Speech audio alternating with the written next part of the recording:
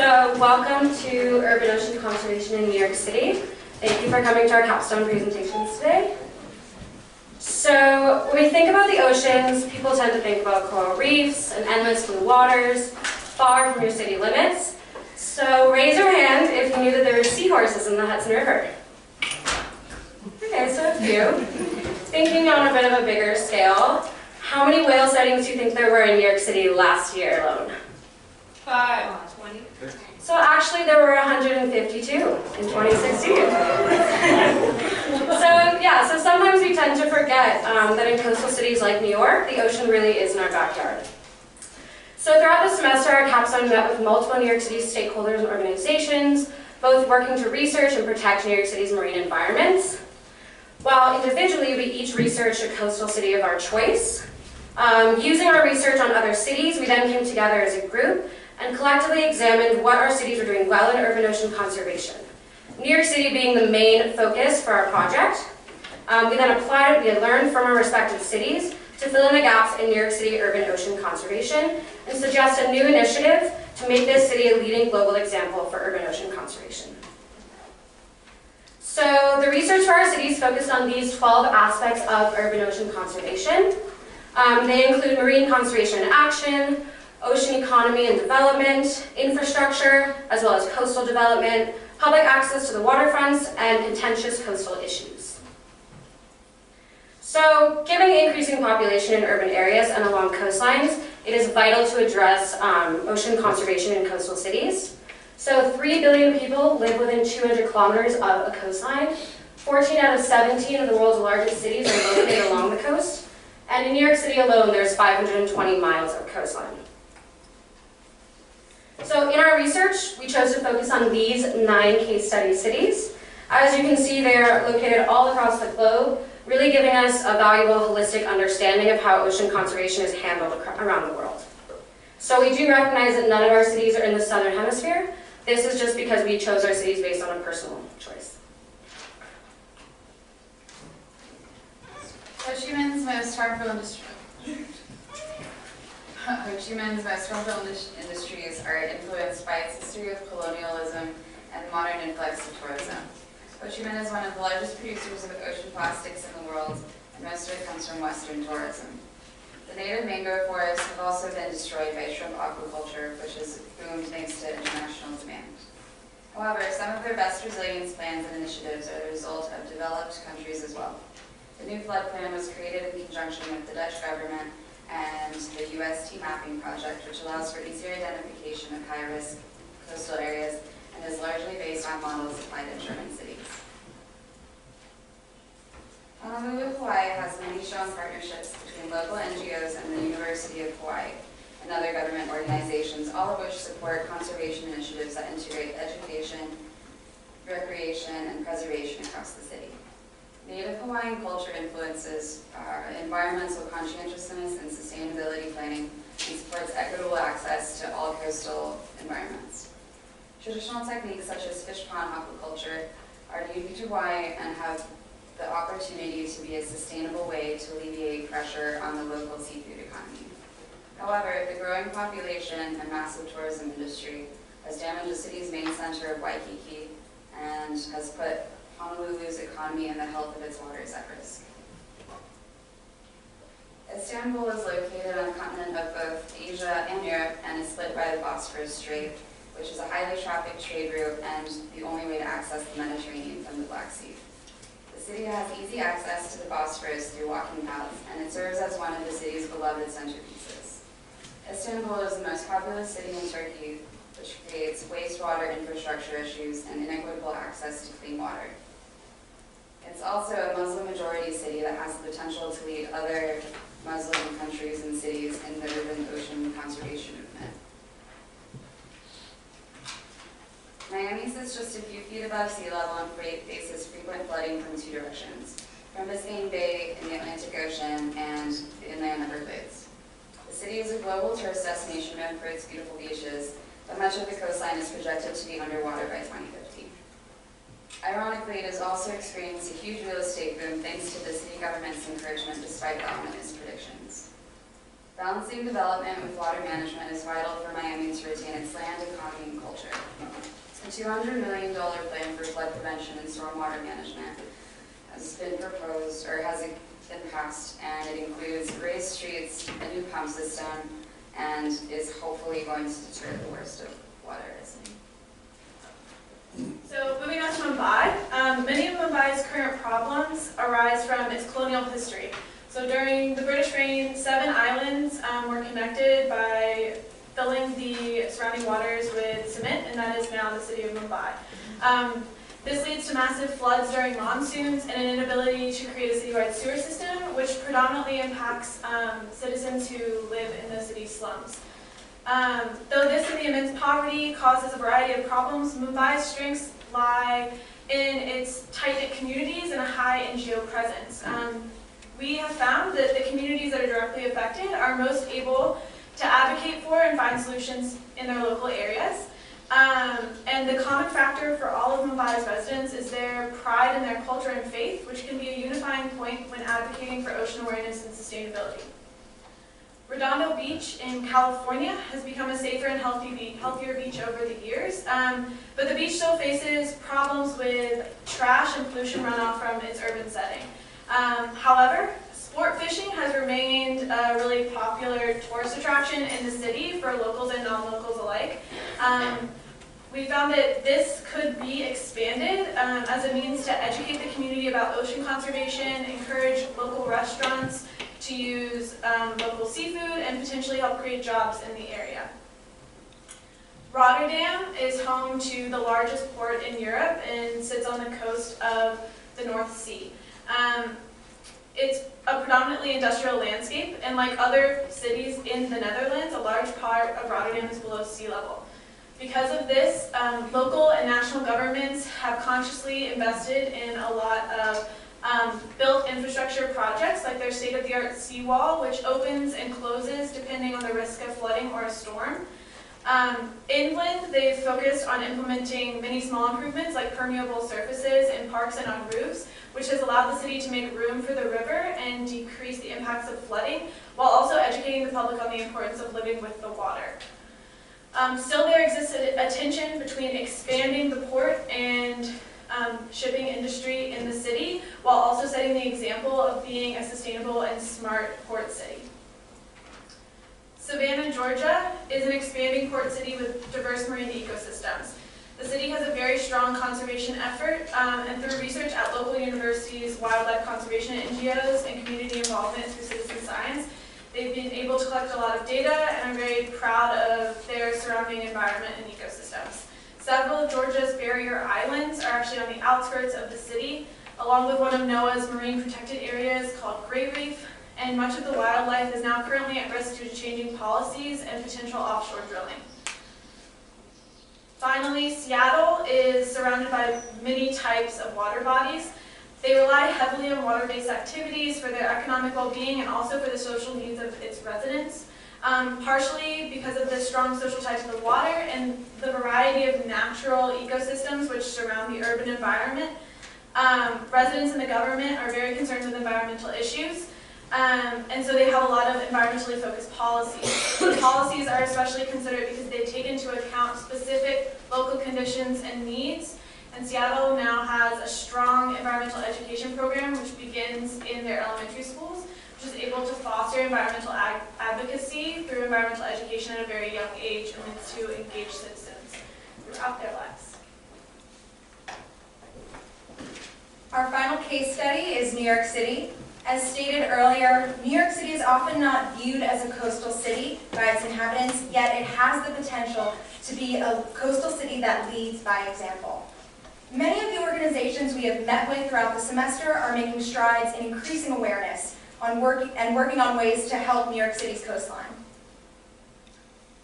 The problems we decided to focus on for New York City's urban ocean conservation solutions are ocean impact awareness, education, conservation, equitable access to the coastline, coastal resiliency, and wastewater management.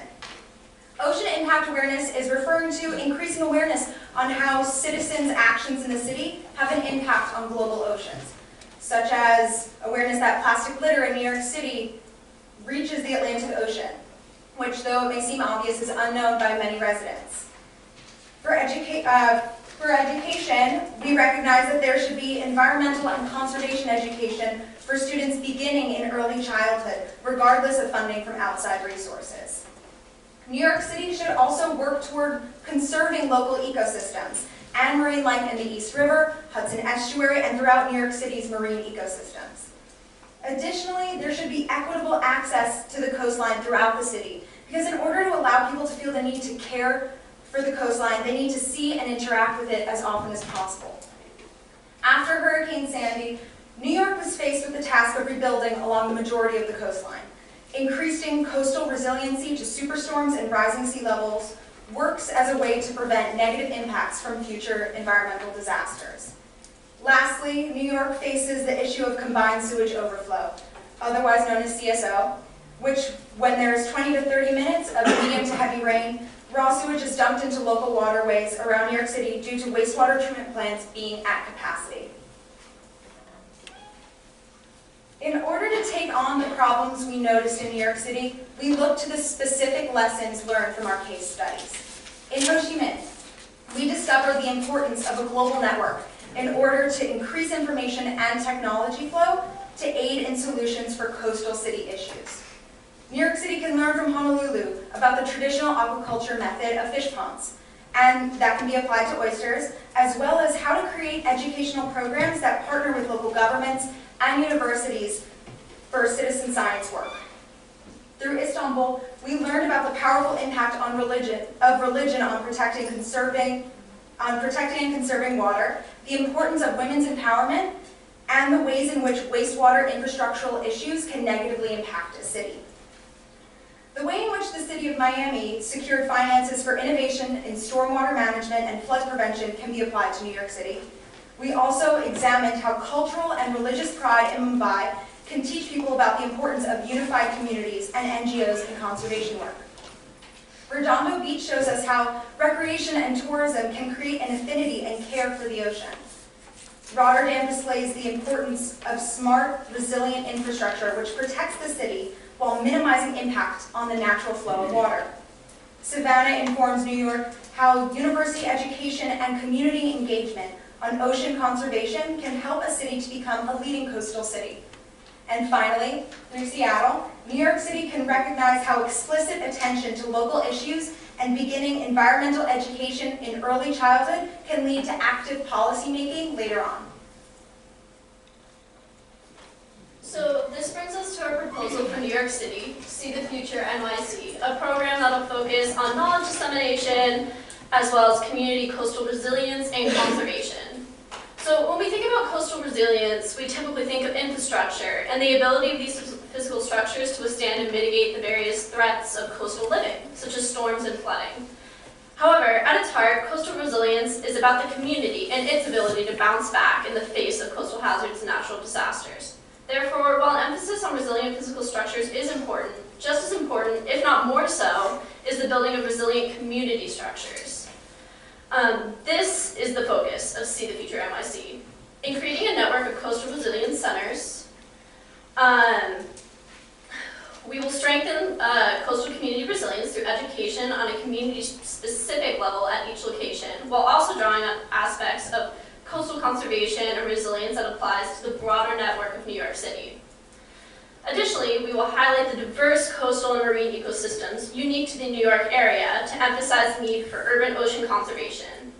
In the placement of our centers, we hope to provide a wide range of accessible locations. Some will be newly constructed centers, others will build on pre-existing organizations and establish partnerships. So as you can see in our map of possible locations, the white markers denote pre-existing organizations that could serve as possible partners. One such partner would be the River Project, a science field station located on the Hudson River that aims to protect and restore the Hudson River estuary. In partnering with this organization, we could build on their lessons in coastal ecology with further information on community activism and how that can be harnessed to change local policy.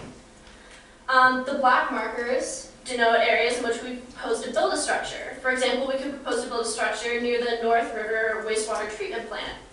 This center would focus on providing a platform for the pre-existing community activism and fostering the continuation of actions to highlight New York City's shortcomings in addressing combined sewage overflow, while also providing new community education programs centered on coastal access and conservation. We would additionally propose to build some structures in areas that don't traditionally receive much attention in terms of coastal equity and access, such as the Brooklyn Navy Yard, where the presence of industry may mask citizen coastal awareness. Most importantly, we will partner with pre-existing community organizations in our proposed locations to ensure that we're speaking to the exact needs of each unique community. So the programs in these coastal resilience centers would focus around policy, research, education, and community. From Honolulu, Seattle, and Savannah, we learned that early education is very important if you want people to be involved with the community as they get older. Thus, these centers would host programs that would have early education, bring kids into contact with the ocean. Additionally, these centers would act as a hub of information for any ecological information about the area that the center is located in. Additionally, it would provide information about resiliency and how we can better fortify an area against certain disasters.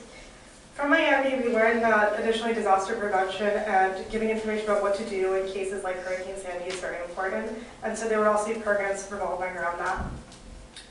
In terms of research, each center would host a group of undergrads or graduate students that we would encourage to focus on New York's ecology of that area and general New York ecology, along with resiliency, and sort of perform research there. Because each center would be partnered with a local university or organization, each student would have full access to all of the resources available from the center itself and also from the local university or organization. We would encourage grad students and undergrads that are performing research at these centers to also perform a rotating series of lectures throughout each of the centers in order to facilitate a flow of information and just sort of share what new things they've discovered about New York City. In terms of policy, we would like to bring awareness to certain existing policies and policies that affect coastal communities in particular. And in order to do that, we would have programs that would encourage people to voice their opinions about certain issues that affect them every day. There would also be an encouragement to sort of become more involved in policymaking by calling local representatives for issues that affect people directly. There would be a qualified, informed volunteers that would have more details for policy that affects people on a grander scale that people in the community can go to for more information. From Mumbai and Istanbul, we also learned that the quickest way to get people to care about something is to unify them under one banner. And what's more important than the ecosystem around us every day that we impact and that also impacts us directly. So these centers would also be meeting places where you could just sort of connect with your neighbors and unify under a banner of something that affects you every day. Each program from the centers would be sensitive to each community's religious and political affiliations and make people aware that the environment is something that affects all of us. Additionally, there would be environmentally conscious leaders who would act as an advisory board for each center itself to sort of bring awareness to what programs are needed in which situations. Each community center would also be in constant communication with others, and they would be open to anyone from any community, but with a special focus for the needs of the area. Implementing these coastal conservation centers cannot be done alone. Throughout the semester, we were privileged to have the opportunity to meet local leaders in marine conservation. Many of these organizations, like Surfrider and the Waterfront Alliance, work at the intersections of what we are studying, focusing on making coasts accessible to all demographics while becoming more resilient. Furthermore, organizations like the Oyster Project on Governor's Island and the Nearby River Project serve as some of New York City's most historic ecology centers.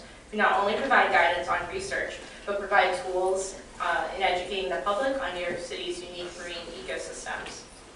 The educational component of these conservation centers can be further expanded upon through potential partnerships with New York City's Department of Education and local nonprofit Braga that could better implement lessons in New York City's public schools that focus on coastal issues and provide information on the nearest coastal conservation center along with after-school programs. There are many potential partners for implementing coastal conservation centers that cannot be individually mentioned tonight. However, they remain equally important. By working with partners, we're not only able to grow together, but flourish together in providing New York City the tools towards better coastal conservation efforts.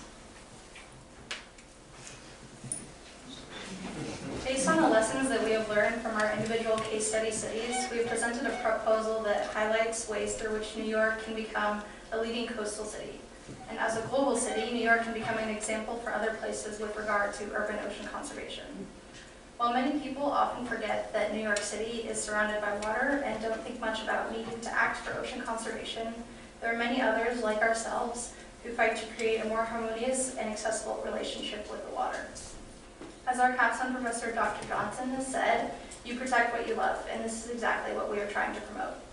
By pushing towards urban ocean conservation, we're taking a step closer to a better environment and ultimately a better world by protecting the ocean we love.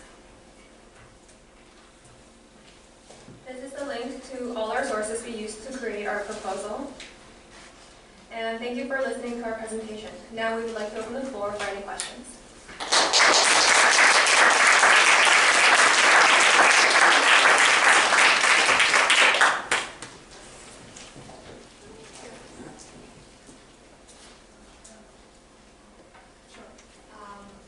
So you guys mentioned the coastal conservation center, which I think are really cool.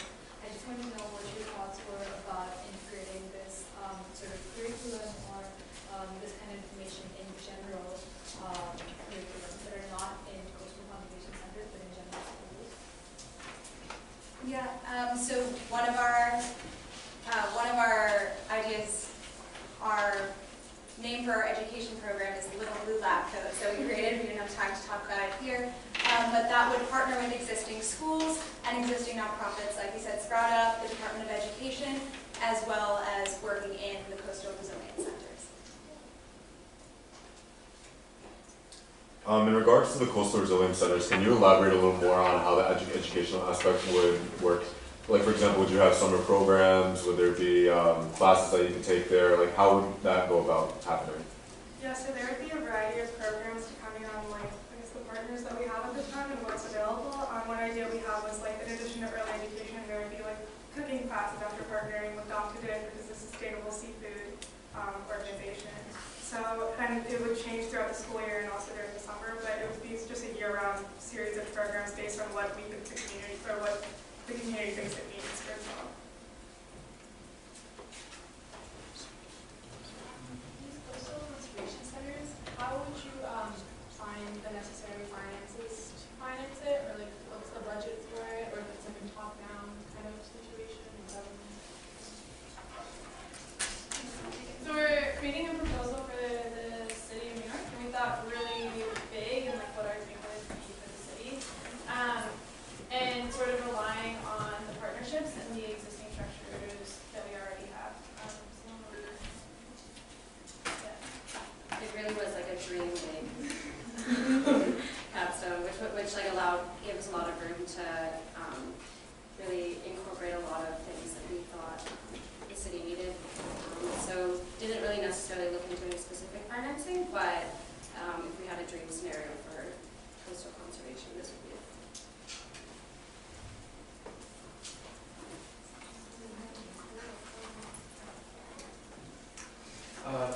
I think it's really valuable to be able to take examples from things that other cities have done and to learn from them.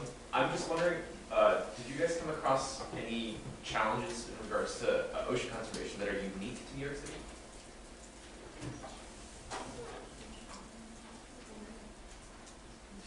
Yeah, I mean, there are challenges in all of the cities, Sure. Just because a lot of our cities are doing really great work in urban ocean conservation, but I don't think any of ours were particularly perfect. But I did Istanbul. For the city of Istanbul, one of their larger issues is their wastewater infrastructure due to the fact that they have a population here of 13 million, and it's the infrastructure is having trouble meeting that population. And in terms of New York City itself, we also found that accessibility was a big thing. A lot of the issues that arose stem from people just not knowing how close they were to the water. So I guess that's something that I would say is it's not exclusively like to New York, but it's very much like a huge problem in the city itself. I think that the key thing that you mentioned beforehand was that sewage limit. What is the benchmark of when the river is clean? Is that a percentage of E. coli in the Hudson? And then, then you've got too much rainwater that then gets dumped into the sewage that goes into the Hudson, and what determines it to be then unsafe? Because I know it's very tidal and it's extremely clean at some times, but then probably harmful at other times. What is that? I know that there's, at the River Project, for example, there's a lot of citizen science work there with them, and I think Queens College and a bunch of other organizations work to test the water near their area for E. coli and other bacteria found in human waste and things like that. So it really, I guess it kind of depends. It also depends on people's actions that day. If there are ways to... There's like the stuff with showering. Like it Yeah, really that's what I like was about to say. yeah, if like everybody were like on the day of heavy rainfall to just like reduce significantly like the amount they're showering, we might not have as big of an issue, and like we might not have as like contaminated water. So it's really dependent as well on just like city water usage. Right.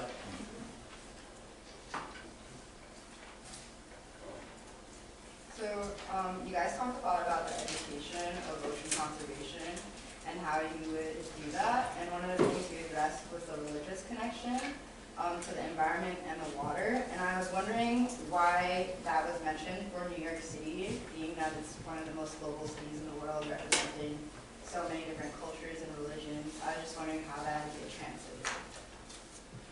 So essentially, like, because communities, even though New York is very global and diverse, I feel like their communities are very like sectioned off in some ways. Like there's a high population of certain religion or culture in a certain area, and because these centers would essentially be across New York, it would just sort of like be sensitive to those and sort of use those to encourage like certain types of communities to be more engaged.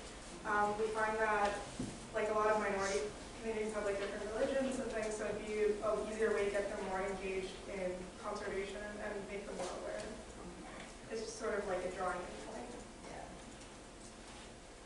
I really liked hearing about the case studies around coastal cities, and I was wondering if a couple of you could kind of talk about specific projects in each city that you guys chose that you found like really interesting, that we might be able to implement, or like we thought we couldn't, but it was just something interesting that this we did. Yeah, I mean, I'll talk about Honolulu. That was my case study city. I mean, I don't know, there's fish pond aquaculture, which is this really awesome traditional Hawaiian technique, and it's like foolproof, sustainable, because it doesn't require any outside energy. It just uses like the moon and the tide to like capture fish in stone walls, and then the juvenile fish can swim out, and then when they get bigger and like live in the pool for a while, they just keep all of the elder fish. So it's this really awesome way to kind of use the tides, use the ocean, but also helps with the seafood economy. And it's endemic to Hawaii, so it's not being done anywhere outside, but I mean, it'd be really awesome to look into that and see if there's a way that we could use New York City's, especially oysters, since oysters are coming back to the Hudson River. We're doing a lot of work with oyster reefs, using them both for resiliency as like reef structures for the coast, but also potentially in the future being able to eat them. Not right now, but that was one really cool thing.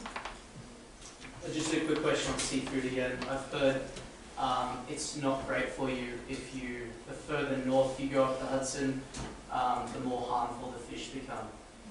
Just as curiosity, at which point do you stop eating the fish as you go up the Hudson? I personally haven't heard of anybody eating the fish out of the Hudson ever, but Well, I think it's like an air, like, so the more south you go, the more fish you can consume without having negative effects. So it's sort of like a gradient. I don't know the exact geographical stopping point, but I'm pretty sure it's like pretty high up there, like in terms of like probably doctors, I'm guessing. Yeah. Yeah.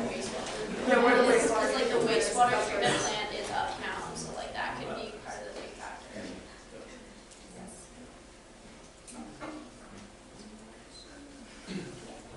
I was just wondering if you guys focused on the idea of gentrification at all when mapping out these network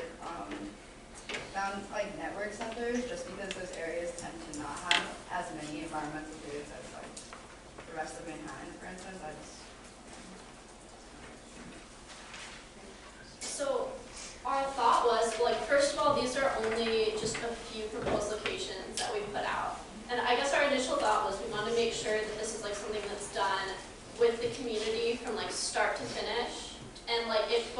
specifically on the issues that affect that community. So we would like to do some tests, and we're going in there to see like what are the dominant like urban structure types, what is the general level of environmental awareness and coastal access, and like go across like awareness of like the coastal ecology in the area, so we can figure out like not only like where the community is like lacking, but like what they're most interested in, and then like figure out what projects they want to have like an active role in promoting, because you can get like tons of people involved in just like getting green spaces out there for increased infiltration if that's something that they're interested in their area, or just like figuring out ways to get like the kids to the coastline and things like that. So like we just want to make it really community specific and try and avoid like any kind of stance where we're coming in as like this imposing power.